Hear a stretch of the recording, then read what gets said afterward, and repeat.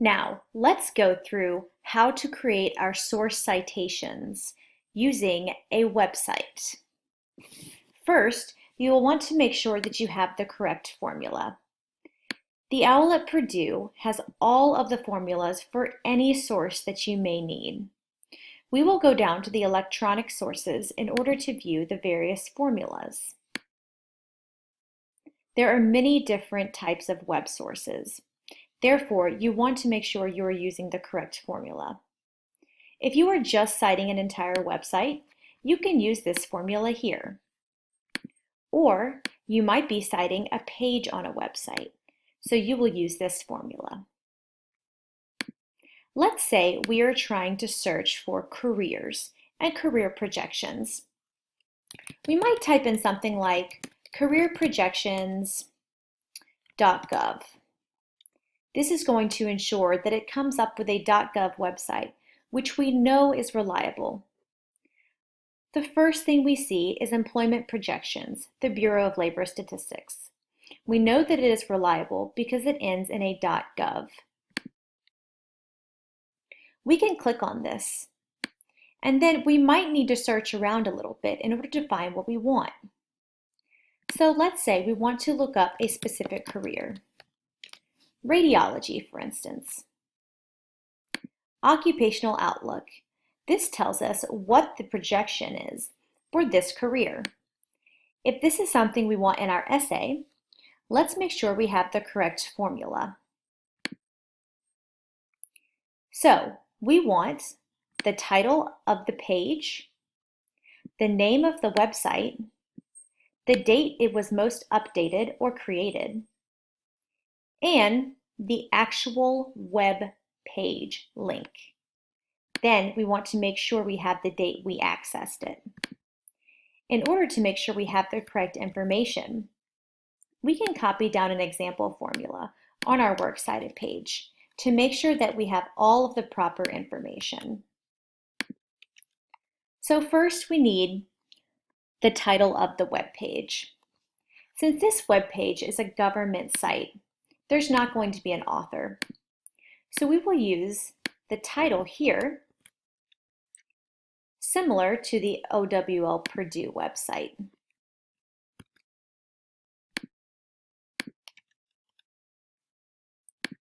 The title of our web page is Radiologic and MRI Technologists. So let's take that to our works cited page.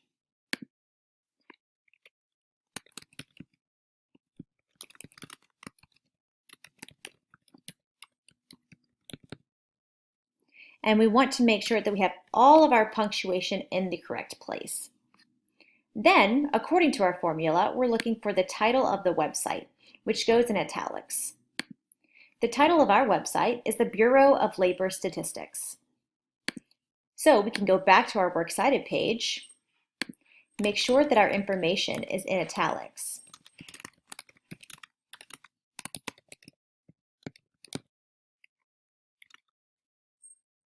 And make sure that we have our proper punctuation. A comma comes next. Then we need to find the date that this page was created. This typically occurs at the bottom.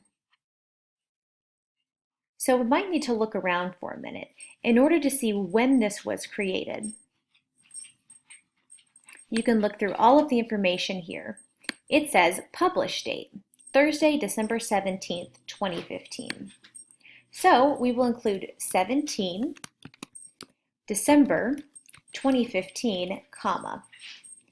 Then we will include the link to make sure our readers know that we are using a reliable source.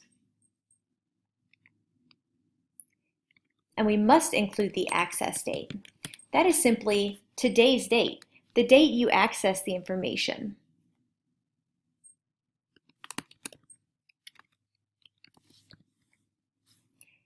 Now, this is our formula. However, we do want to make sure that all of our information is properly cited, includes the hanging indent, and is double spaced. So let's highlight and view our spacing. As you can see, it is double spaced and before and after is set on 0. Now we want to make sure that we have our hanging indent. So I'm going to undo the hyperlink just so we can create the hanging indent. If you hit Enter and Tab, your hanging indent will be created.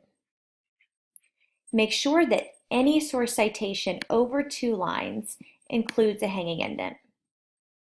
You can also view the video in the sidebar that will demonstrate how to create a hanging indent on your works cited page. This is how you'll create the source citation formula for a general web search. Remember to make sure that you are only using reliable websites.